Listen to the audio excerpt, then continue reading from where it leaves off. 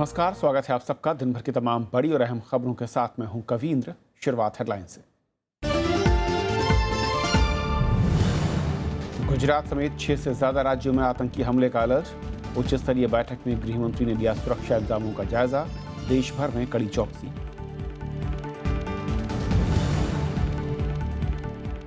रायपुर में चर्च पर हमले के आरोप में 9 गिरफ्तार। ईसाई समुदाय ने प्रदर्शन कर मांगी सुरक्षा। गृह राज्य मंत्री ने कहा, बख्शे नहीं जाएंगे दोषी।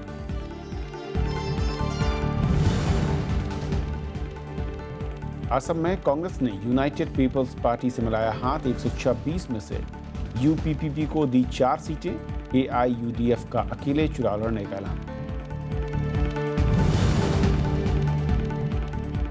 वित्त मंत्री अरुण जेटली ने हरियाणा को बताया निवेश के लिए बेहतर जगह। राज्यों में आर्थिक सुधारों पर दिया जोर। कहा, सुधार नहीं करने वालों को भुगतना होगा खामियाजा।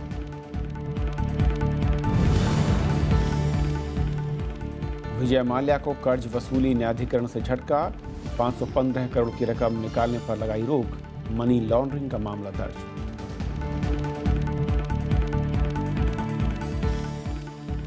और आइए देखते हैं पहली खबर।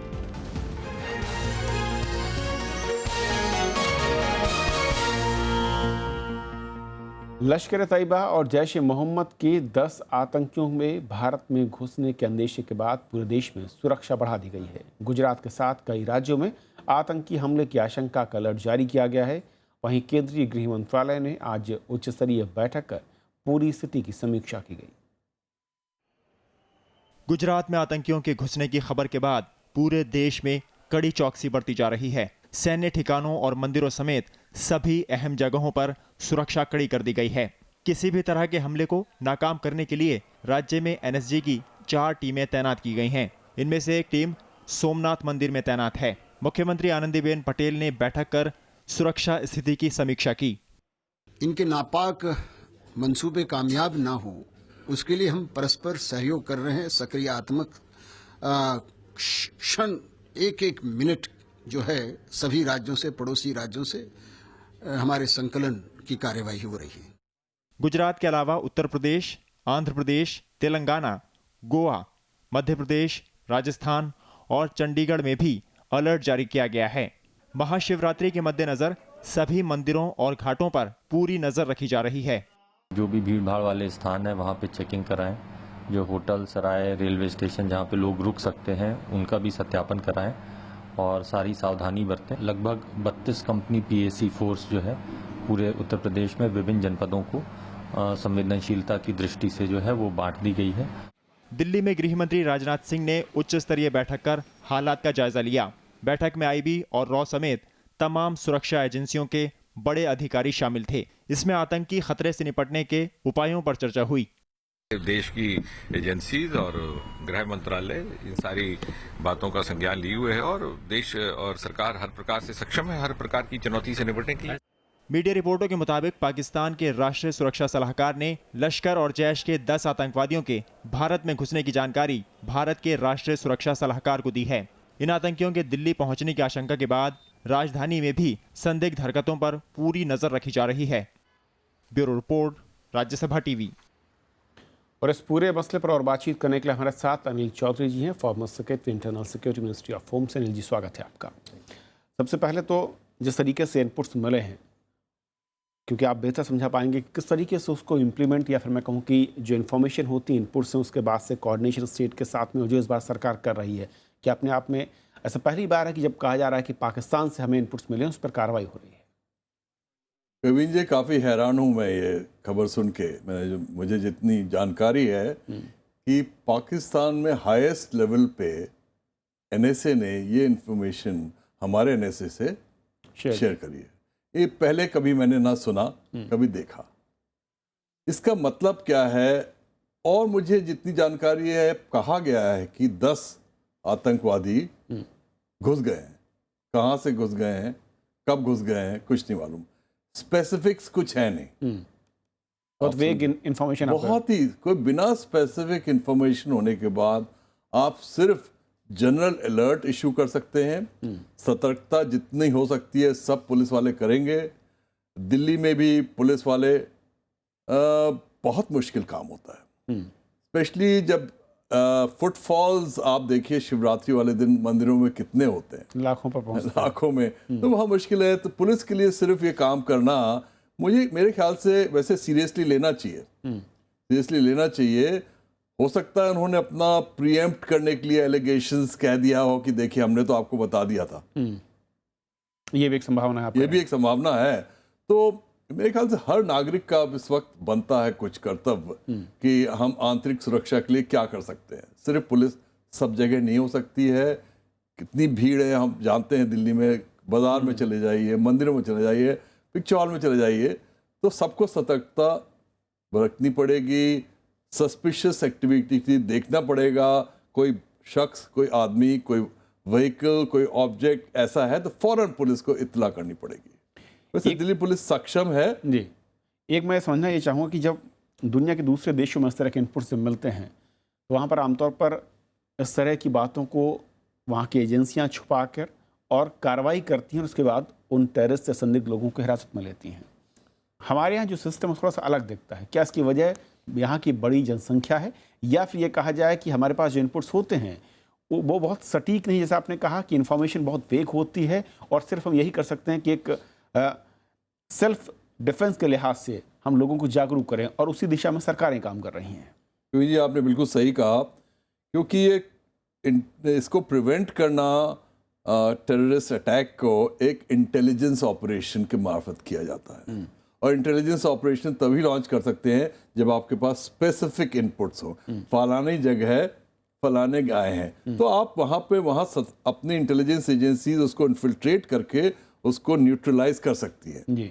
उसके अलावा तो आप जानते हैं कि प्रिवेंट करना किसी पब्लिक जगह में, जैसा कि मैंने कहा था, बहुत ही मुश्किल काम है। टेररिस्ट अपना सोच के घात करता है, अपनी जगह अपने टाइम से। पुलिस वालों को 24 घंटे। और क्या ये जिस तरीके से, क्योंकि जो स्ट्रेस दिया जा रहा है, जो जोर दिया जा रहा है, वो ये कि पाकिस्तान की ओर से पहली बार हाई लेवल पर इस तरह की इन्फॉर्मेशन आई, क्या इसमें ये भी हो सकता है कि रिश्तों को बेहतर करने के लिए इस तरीके की इन्फॉर्मेशन आप देखते हैं उस कड़ी में है, या फिर जैसा कि आपने कहा इसकी आशंका आपने जाहिर की कि हो सकता है कि वहाँ से चल पड़े, उनके पास इन्फॉर्मेशन हो, उन्हें कहा कि कोई घटना उससे पहले हमारे पर दोष आए और हम इन्फॉर्म कर दें, एक फॉर्मेलिटी जिसकी बात कही जा रही है। भाई देखिए, मैंने कहा कि ये उनका क्या मकसद है इन्फॉर्मेशन देने का, मुझे नहीं मालूम। डिप्लोमेटिक भी इसमें कुछ स्कोर करना चाहते हो पॉइंट। जैसे आपने कहा कि भाई देखिए हम आपके साथ कोऑपरेट कर रहे हैं, हम आपको बता रहे हैं।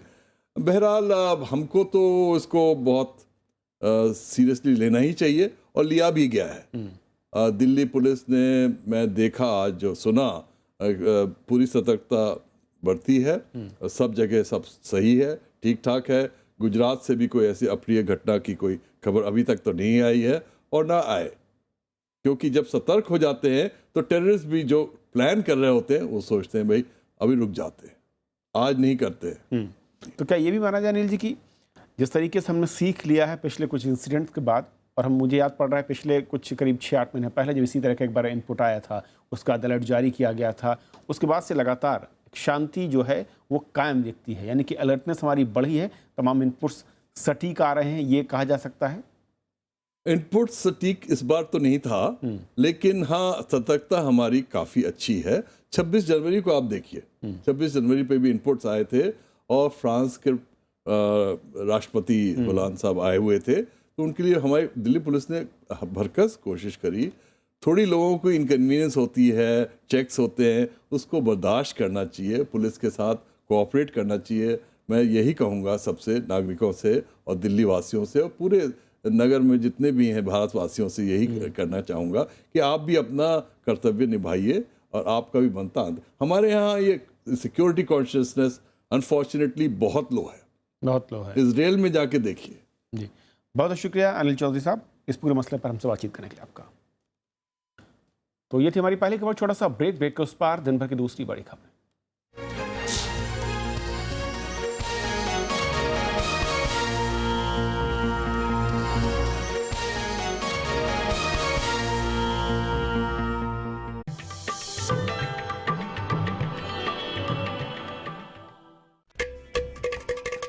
घटम, प्राचीन दक्षिण भारतीय ताल वाद्य, जब बजता है तो सृष्टि के 5 तत्वों धरा, जल, वायु, अग्नि और आकाश के स्वर को इसकी धुन में किया जा सकता है महसूस।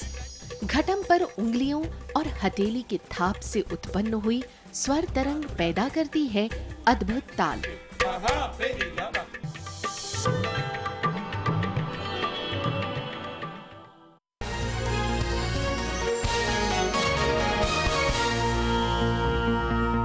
छत्तीसगढ़ के रायपुर में चर्च पर हमले के आरोप में पुलिस ने 9 लोगों को गिरफ्तार किया है। केंद्र सरकार ने भी दोषियों के खिलाफ कड़ी कार्रवाई की बात कही है। वहीं रायपुर में चर्च पर हमले के विरोध में प्रदर्शन हुआ है। रायपुर में प्रदर्शन कर रहे ये लोग रविवार को चर्च पर हुए हमले का विरोध कर रहे हैं।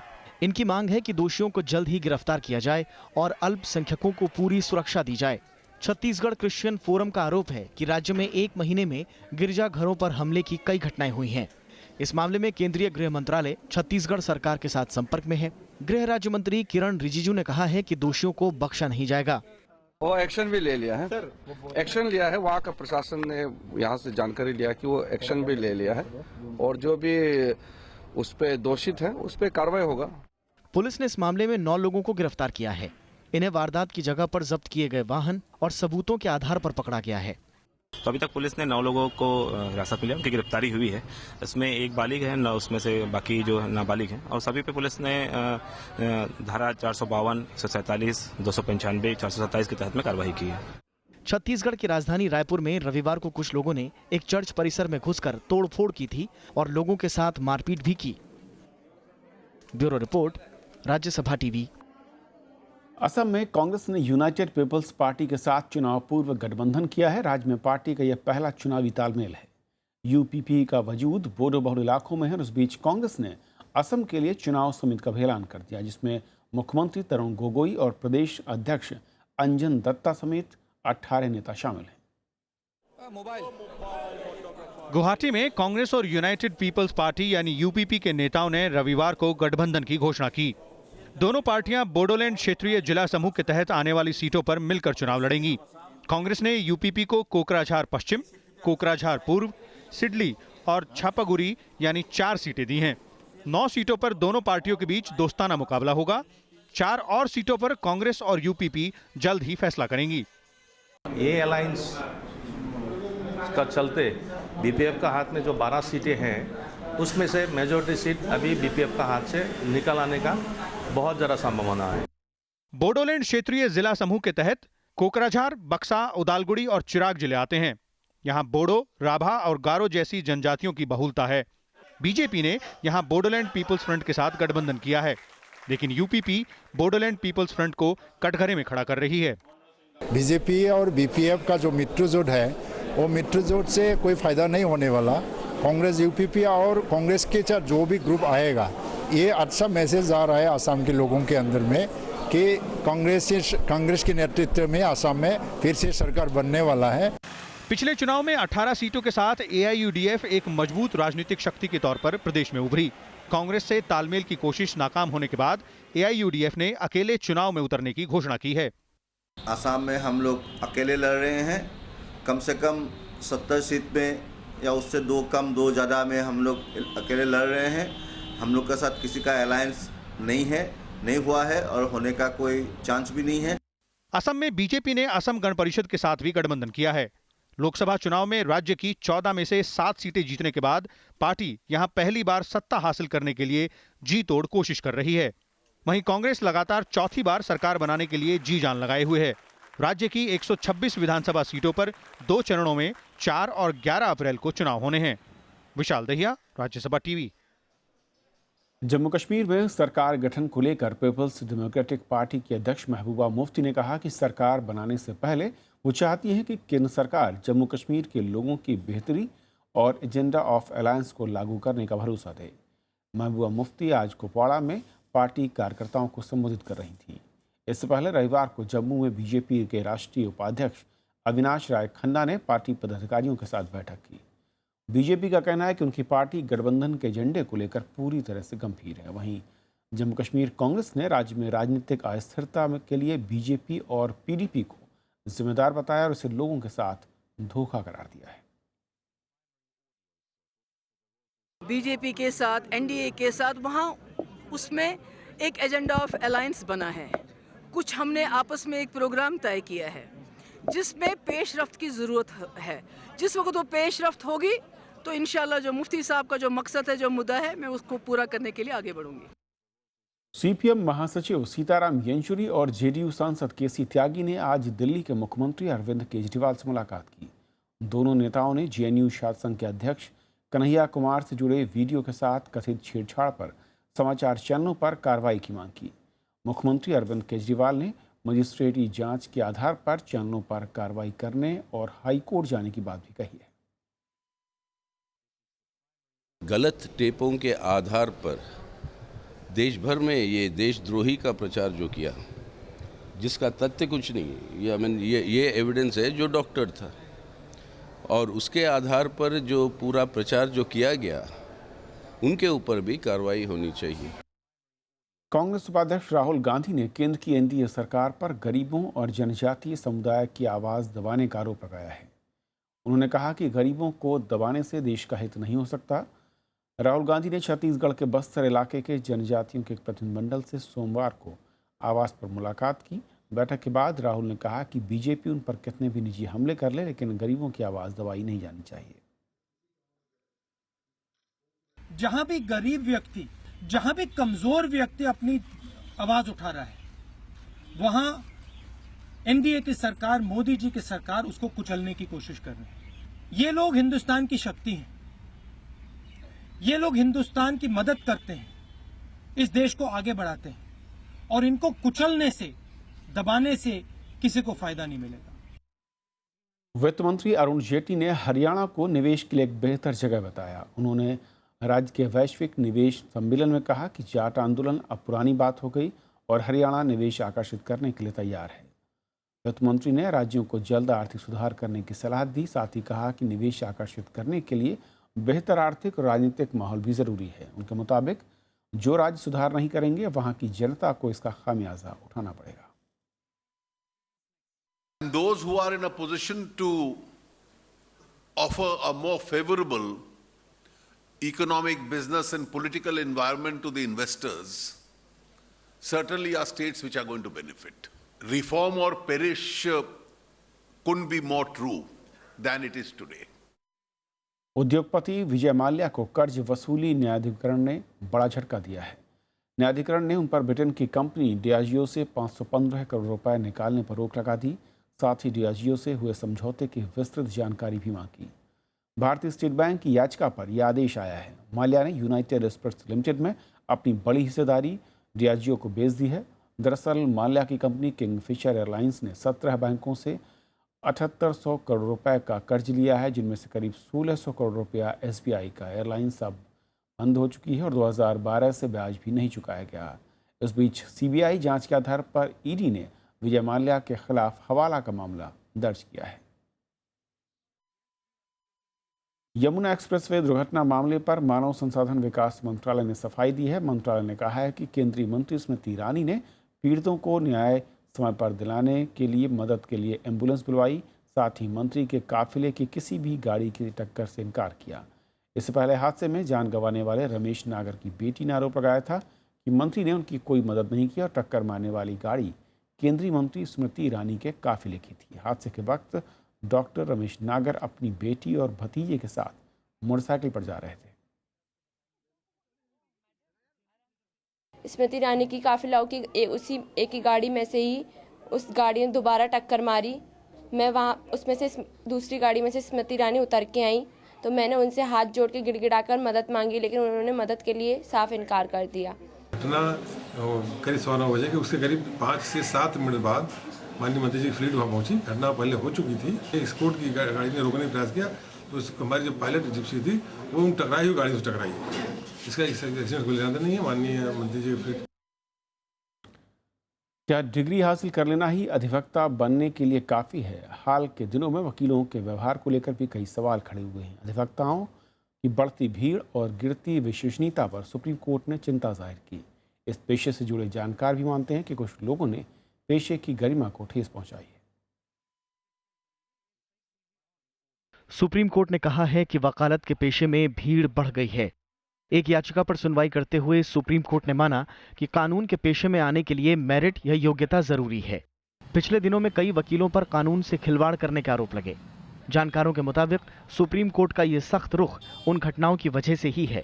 जिस तरह का ये माहौल पैदा हुआ मद्रास हाई कोर्ट में, यहाँ पटियाला हाउस कोर्ट में, ये बहुत दुख देता है और सारे प्रोफेशन को बदनाम करता है। तो इसलिए सुप्रीम कोर्ट इस बात से बहुत कंसर्न है कि लीगल प्रोफेशन को किस तरह से प्रोटेक्ट किया जाए जो अनरूली एलिमेंट्स हैं।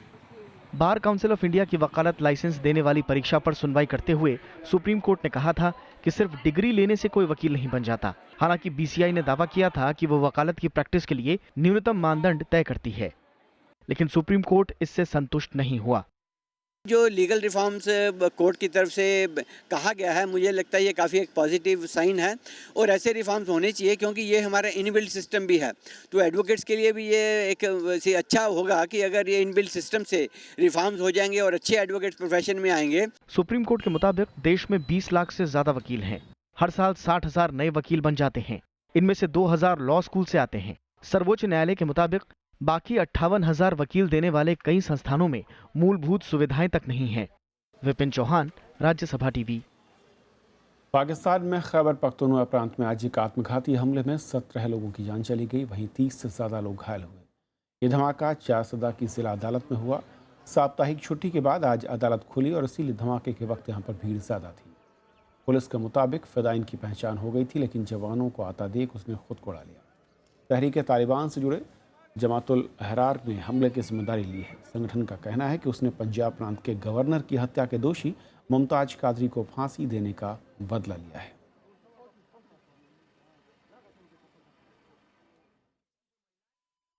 पूरे देश में आज महाशिवरात्रि का पर्व पारंपरिक श्रद्धा और उल्लास के साथ मनाया गया। इस मौके पर मंदिरों और शिवालयों में विशेष पूजा अर्चना हुई।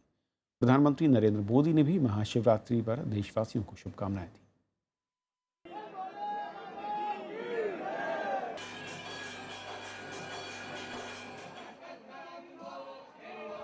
महाशिवरात्रि के मौके पर देश भर के शिवालयों में हर हर महादेव और बम बम भोले के जयकारे गूंज रहे हैं।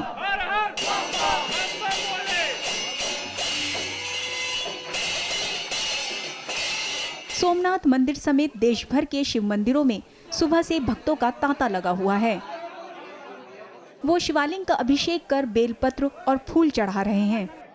भोले बाबा के दर्शन करने आए हैं। हम रात के 1 बजे से लाइन में लगे हुए हैं। अच्छा। और बड़ी श्रद्धा से सभी लोग अपने बारी से ही जा रहे हैं। हम बिहार से आए हैं और दर्शन बहुत अच्छे लगे। बहुत अद्भुत जो था, अद्भुत था आज। इस मौके पर श्रद्धालुओं ने गंगा समेत पवित्र नदियों में डुबकी लगाई और दान किया। महाशिवरात्रि पर मंदिरों और शिवालयों को आकर्षक ढंग से सजाया गया है। 12 साल बाद सोमवार के दिन महाशिवरात्रि के योग के चलते भक्तों में विशेष उत्साह है। मंदिर के पुजारी परिवार के द्वारा भगवान महादेव की विशेष पूजन अर्चन की गई है और राष्ट्र के सुख समृद्धि का संकल्प लिया गया है। आतंकी अलर्ट के चलते मंदिरों में सुरक्षा व्यवस्था कड़ी कर दी गई है। भीड़ वाले स्थानों में विशेष चौकसी रखी जा रही है। संदिग्ध और असामाजिक तत्वों से निपटने के लिए बड़ी तादाद में सुरक्षा बल तैनात है। Bureau report, Rajya Sabha TV. और अब कुछ और अहम खबरें संक्षेप में।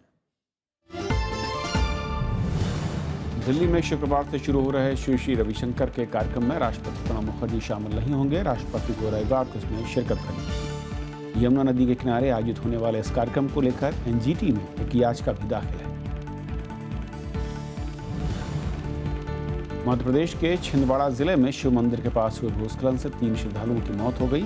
महाशिवरात्रि के मौके पर सैकड़ों श्रद्धालु पूजा अर्चना के लिए यहाँ पर आए। नासिक के त्र्यंबकेश्वर मंदिर में प्रवेश के लिए जा रही भूमाता ब्रिगेड के सदस्यों को रोक दिया गया। पुलिस ने उन्हें नंदूर शिंगोटे के पास मंदिर बस रोका। मंदिर के गर्भगृह में महिलाओं को प्रवेश पर पाबंदी। गोवा में विमानवाहक युद्धपोत INS विराट में आग लग जाने के कारण एक नौसैनिक की मौत हो गई और 3 लोग घायल हो गए। 60 वर्षों तक सेना में सफलतापूर्वक काम करने के बाद इस युद्धपोत की गोवा में अंतिम तैनाती।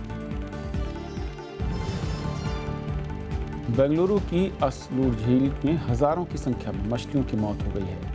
इसकी वजहों का अब तक पता नहीं चला है। माना जा रहा है कि पानी में जहरीले कचरे से मछलियों की मौत हुई। T20 वर्ल्ड कप से पहले पाकिस्तान का 2 सदस्यीय दल सुरक्षा हालात का जायजा लेने हिमाचल प्रदेश के धर्मशाला पहुंचा। हिमाचल के मुख्यमंत्री वीरभद्र सिंह ने धर्मशाला में पाकिस्तान के साथ मैच खेलने पर ऐतराज जताया है। पाकिस्तान ने आज 87 भारतीय कैदियों को रिहा कर दिया, जिनमें ज्यादातर मछुआरे हैं। बाघा बॉर्डर पर छोड़े गए कैदियों को जलीय सीमा का उल्लंघन करने पर गिरफ्तार किया गया था। राजस्थान के कोटा में स्वाइन फ्लू से मौत का एक नया मामला सामने आया। मृतक प्रदीप नागर को H1N1 का टेस्ट पॉजिटिव पाए जाने के बाद 23 फरवरी को हॉस्पिटल में एडमिट किया गया था, जहां इलाज के दौरान उसकी मौत हो गई।